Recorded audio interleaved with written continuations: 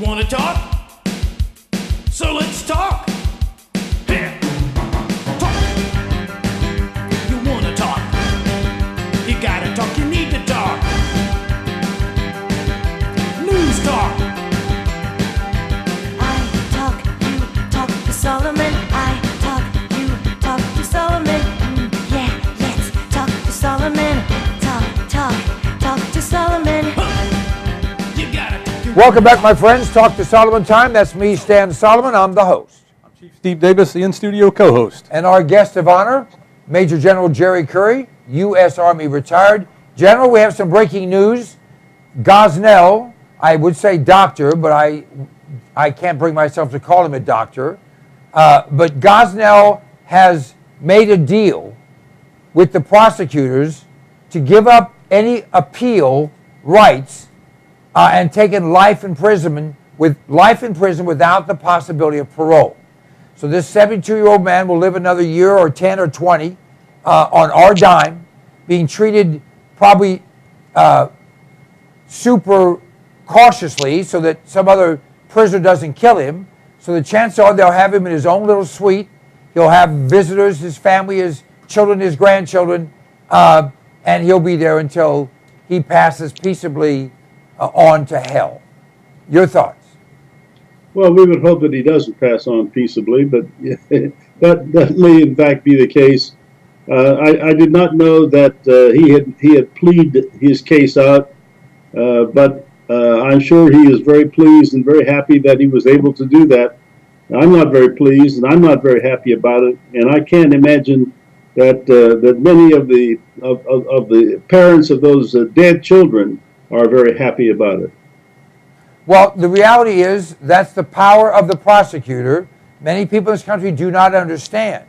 A prosecutor can decide to indict or not to indict unless it's taken to a grand jury, but the prosecutor is the one that decides if it goes to a grand jury. So if a prosecutor, as we saw throughout the history of this country, in the South, where people were hurt or killed and they wouldn't be prosecuted, we have seen here where in Oakland, if you attack, well, of course, that, as far as that goes, with Holder, if you're black and you attack a white, you won't be prosecuted. If you're white and you attack a black, you will be prosecuted. It used to be the reverse. The pendulum has swung. It's wrong in both cases. We should have the rule of law, but we don't have the rule of law. We don't have it in the White House. We don't have it in the Justice Department. We don't have it in the court system. And we didn't have it with this incredibly horrible, awful, terrible person. Now, I'm going to say something that the General will disavow. You won't have to bother to do it. I'll disavow for you, General. Okay. Any late-term abortion provider should not see tomorrow morning, in my humble opinion. There's no need for them in this country, in this world, on this earth. Now, I'm not saying anybody should do anything. I'm hoping God will do what God has the power to do and smash these spitters in God's face that kill babies. I don't want them breathing. Not that I'm anyone special.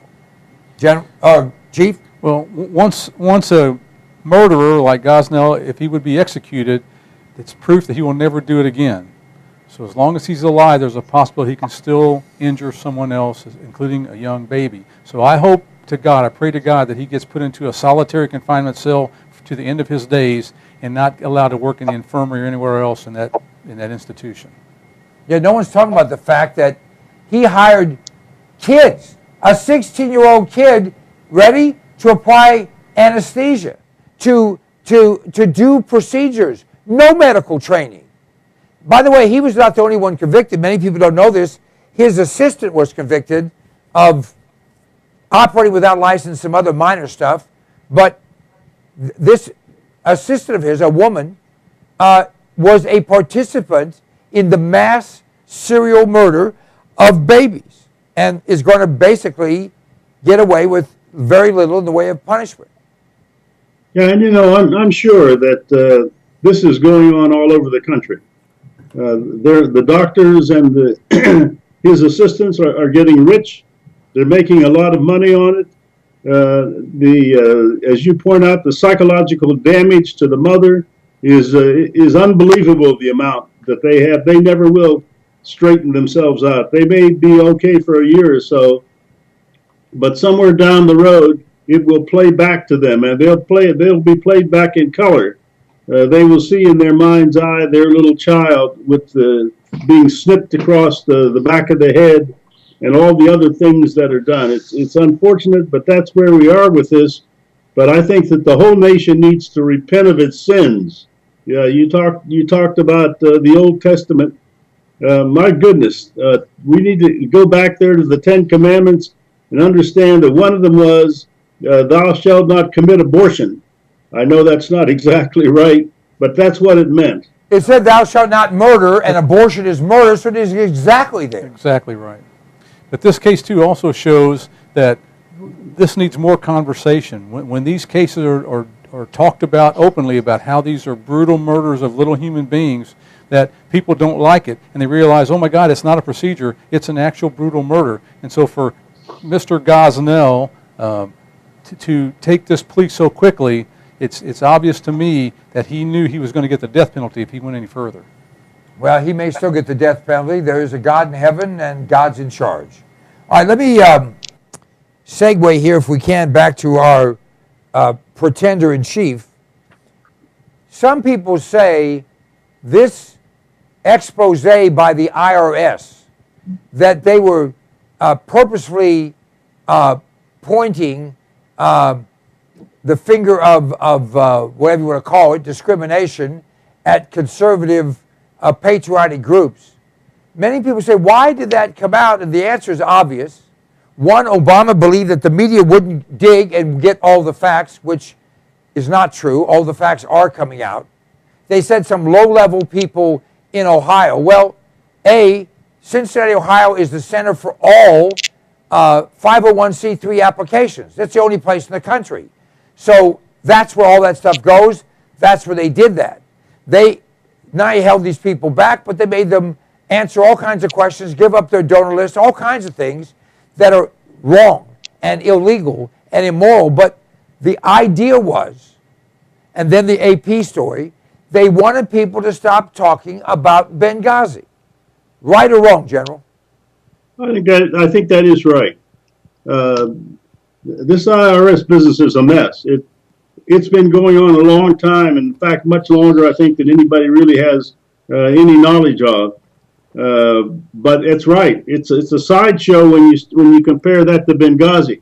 And Benghazi is out there, and if they can sidestep it by focusing everybody on the IRS, that's wonderful. And the president has done the unusual step of essentially saying, I am clean. I'm Pilate. I'm washing my hands of this matter. I really have nothing to do with this IRS business, and you will all find that out as you go down the road, that I am totally innocent, clean, and uninvolved in these terrible. And if it happened as it has been alleged to happen, then I will be the first to persecute whoever did it. Yeah, I mean, that's his speech. I think he has that recorded now because he uses it every other day. But the fact is, he's the only president, commander-in-chief, buck stops here guy that has no idea what's happening anywhere in this country or in this world. It's never him. He's just campaigning, and in between times, occasionally, he does visit the Oval Office, usually for some sort of an affair. Pardon my pun. You've hit the nail right on the head. Your comments here are perfect. You call him the pretender-in-chief, and so what I see is a difference in perception. While we are looking at Obama as the president, as a commander-in-chief, he's not. He's looking at himself as a campaigner. If you look at his past practice, how did that all work out? Well, first of all, you got a lot of dirt on your opponent, you smeared them, you cheat, and you win. And that's how he's conducting this whole thing. You also talked about Benghazi, and so you look at now, okay, so Fast and Furious got clouded with Benghazi, so Fast and Furious kind of goes on the back burner. You lie about Benghazi and just let that thing filter away while you're campaigning rather than leading the country. And now this other thing's come on board, but the tactics are the same. The tactics are catching up to him. The fact is, the IRS under this president is dramatically worse than it was under Nixon. the IRS under this president is doing things that we impeached Nixon and forced him out of office for dramatically less. Not telling the truth about a break-in in a political office.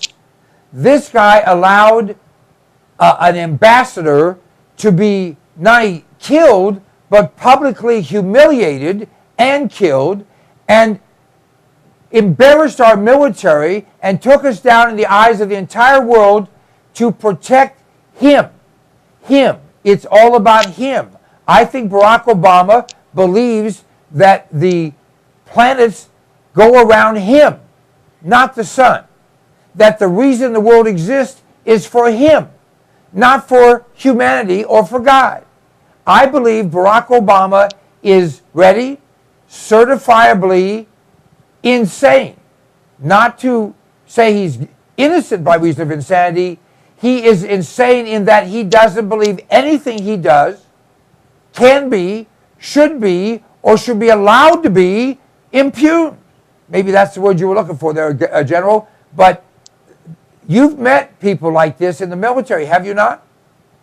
Oh, yeah, sure. You know, these people exist in the world, and they have those kinds of egos and that have to be fed constantly. One of the strange things about this is when you have somebody like this in a position of authority, the people around that person find out very, very quickly.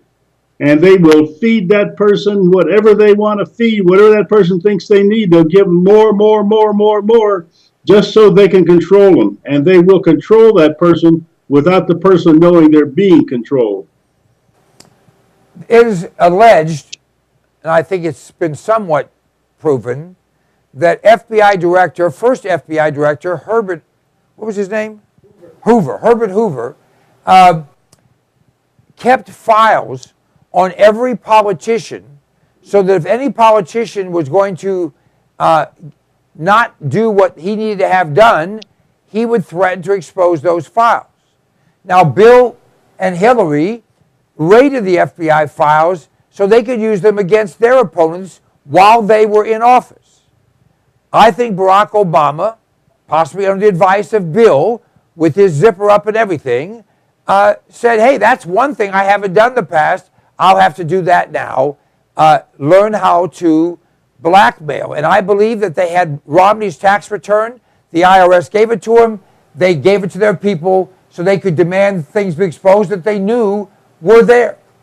I think that we have seen that we now have, as President of the United States, a person that not only believes he's above the law, a person who will stoop to any level. There's no level to which he won't go to accomplish what he wants to accomplish. And while America is struggling, doesn't have any problem partying. I mean, like a billionaire at our expense, and thinks we should want that for him. And he believes we do want it for him. Barack Obama, I want you to die. I want you to suffer and die. I want you to go to hell. Of course, you've created that here, but I want you to go to that other hell. Now, I don't want anyone to break any laws, God's or man's. I don't want anybody to do anything like that, but I want you dead, just so that you're not confused. General? Yeah, I'm not going there.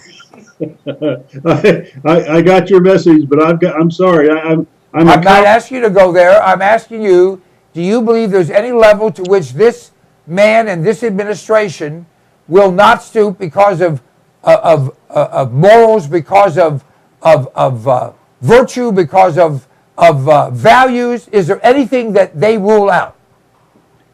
Not only him, all the people around him. I think they're all in the same barrel, or whatever you want to put it. But I think they're all the same ilk.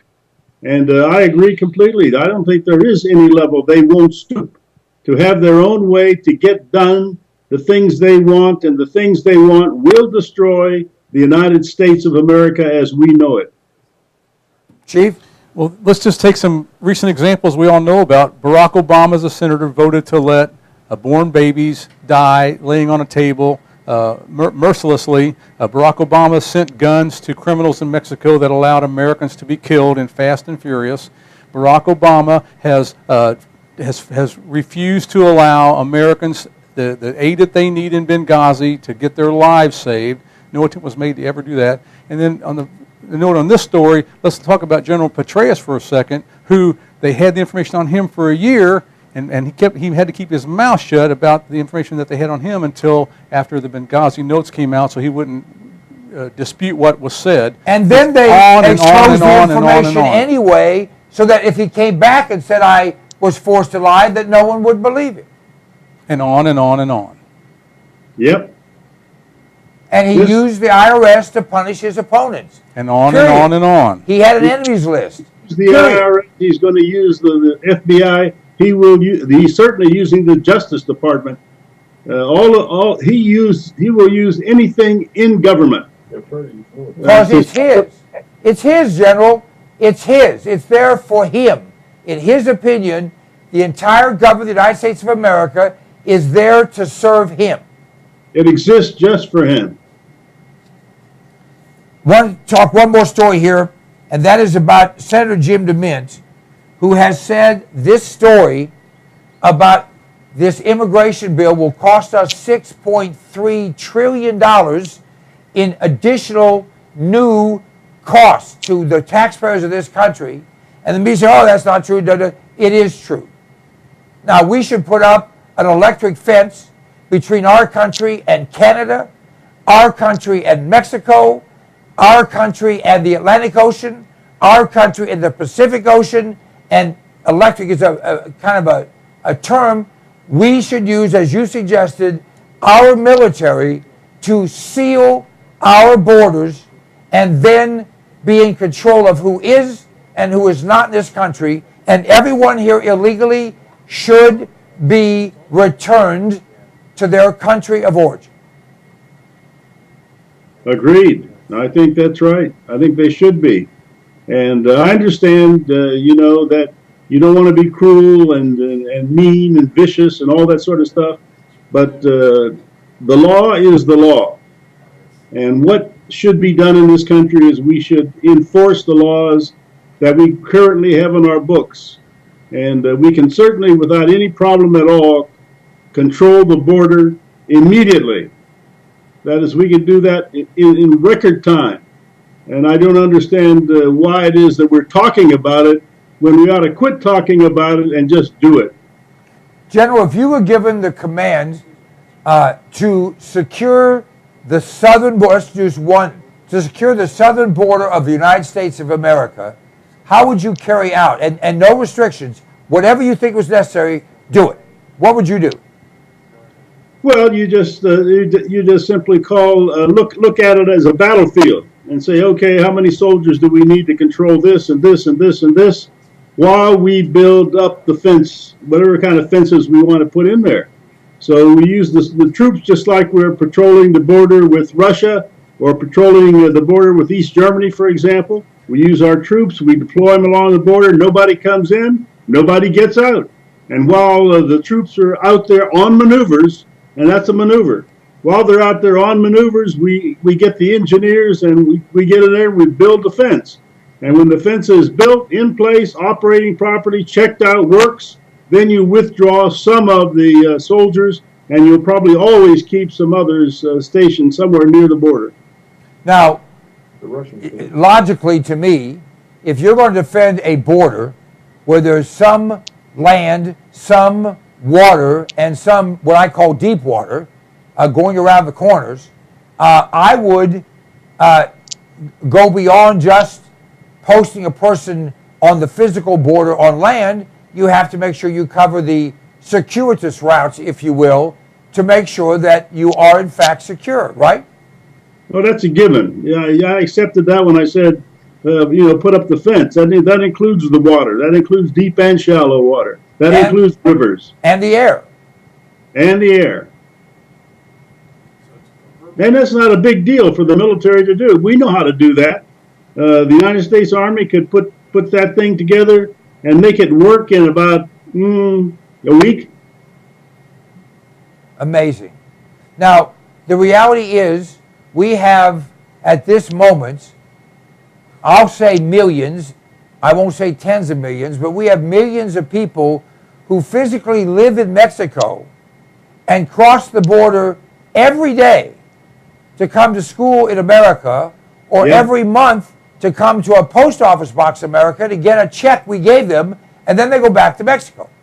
Yep. That is what is happening. And it doesn't make any sense to me, of course. You know, we have a Congress, the House and the Senate that's supposed to be behind all of it. You're not going to get anything out of the White House, first of all. You're not going to get anything out of the Department of Homeland Security. But we still control the House, and it seems to me if the Republicans would get up off of their backsides and go to work for America, they could sort out all these things. Do you believe, General, that an article of impeachment should be presented in the United States House of Representatives based on one or more of the things that have been exposed? You know, I'm not a lawyer. I'm not a legal guy. My feeling is if it's very clear that legally he has transgressed to the point where he should be impeached, the answer is you go for it. And whether or not you think you could get a conviction in the Senate, you move forward, right? Absolutely. What's the idea that you've got to look at the outcome of everything you do in life and then be concerned about it only if you can succeed? Most of my life were things I had not a clue as to whether I would be successful. But I started down the road and I gave it my all, and the Lord took care of me.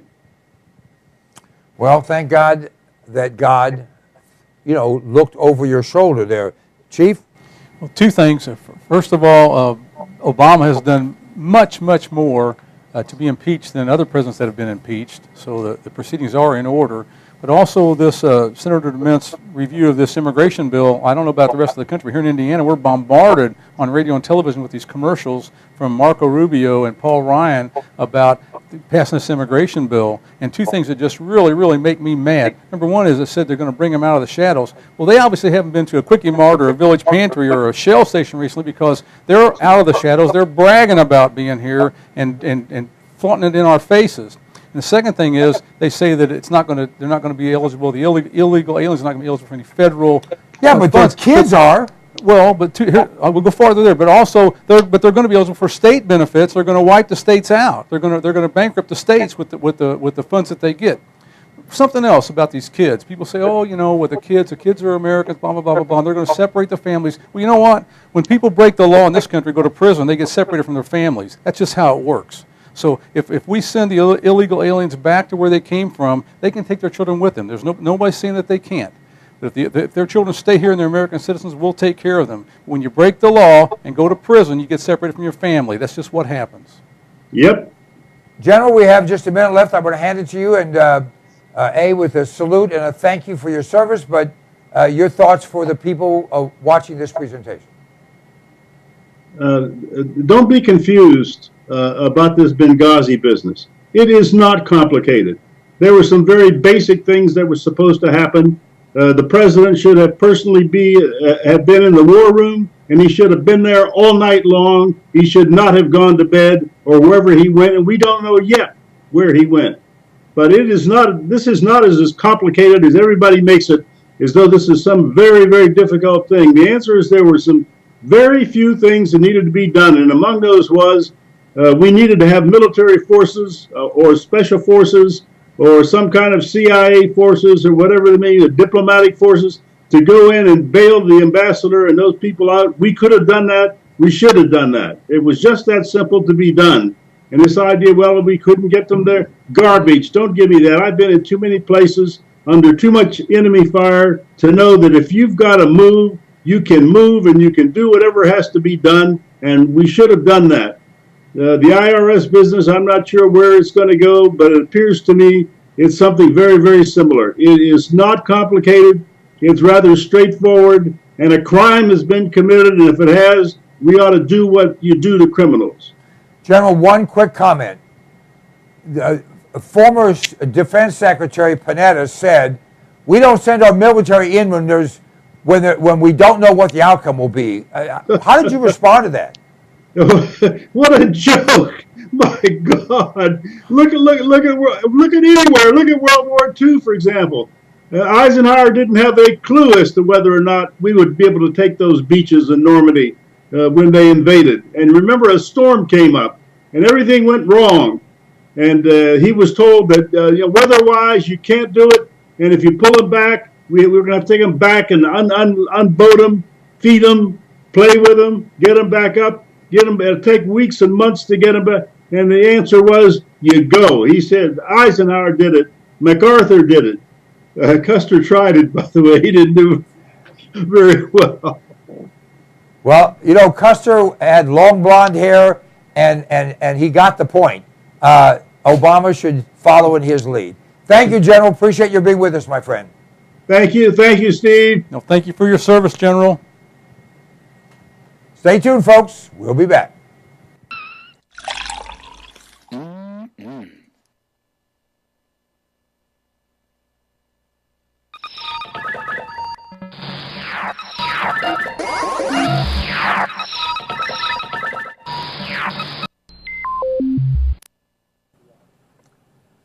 Let me ask you a question.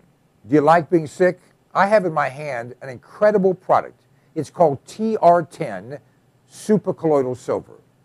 TR10 stands for a trace to the negative 10th power.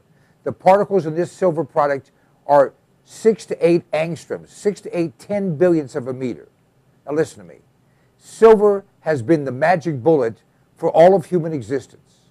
The Egyptians used silver instruments. We use silverware. They put silver in your teeth because nothing can grow on silver. Silver will kill anything but liberalism. I'm working on that. This product, you go to cpnlive.com, buy 1 quart of this product. It will last you for a very long time. Anytime you feel like you've been exposed to something bad, take some of this product, spray it in your mouth, or take a little bit and gargle it, swallow it. It will kill any pathogen. The average antibiotic kills 10 to 20 different pathogens. This product will kill 700 plus. Do yourself a favor, do your family a favor, do your doctor a favor. He's tired of seeing you. Get supercolloidal silver. Go to cpnlive.com, order the product. It's $29.95 plus shipping. I think it's $39.95 delivered any place in America right to your door. It's worth 10 times that. Check it out. If you're not 100% happy, just return it and we'll give you your money back. I like to eat. Do you like to eat? We all do. And usually we run to the grocery store, we run to the convenience store, or we have something in the fridge. But power's been out in parts of this country in the last few weeks. We don't know what's going to come down the pike economically. Smart people are putting in food. Alpine Air Gourmet Reserves is a line of foods that you can put away that will last for a very long time. They say eat what you store and store what you eat. This is great tasting stuff, healthy for you, a full line. You go to our website, cpnlive.com, and click on the button for Alpine Air Gourmet Reserves and see all the different things we have. This is good tasting food. It's reasonably priced. It will last. And it's worth its weight in gold if a problem arises. I know you don't think there's going to be anything that goes wrong. Actually, you do. This is smart. This is smart insurance. This is smart preparation. This is smart thinking. You have kids, you have a spouse, you have parents, you have dependents, you have an appetite. All those things can be addressed by a frugal but smart investment in Alpine Air Gourmet Reserves. Try them out. You will be tickled to death with the taste of them. You know what? In many cases, people start to eat this and they think, heck, this tastes better and costs less than what you're going to the grocery store to buy. cpnlive.com, check it out.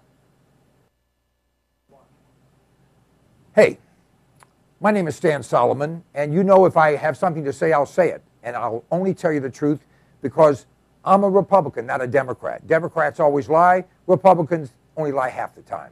I don't lie at all. This is the Fuel Mule. It's an extraordinary product that was developed by a friend of mine, an engineer, and it increases the fuel mileage on your vehicle. If you have a combustion engine, this will increase your mileage by 10 to 20%. It bolts around your fuel line. You can install it yourself or have your mechanic do it. It is an extraordinary item, and it flat works. I've been using it for more than 10 years. It's increased my mileage on every vehicle I put it on, and by the way, it will last forever. You can get rid of your vehicle, just take it off and put on the next one. Go to cpnlive.com. You'll have more information there. You can order it right there. We absolutely guarantee you'll be satisfied. The Fuel Mule. It's a way to kick down your cost of fuel and kick up your mileage. Don't you love the name? I thought of it. The Fuel Mule.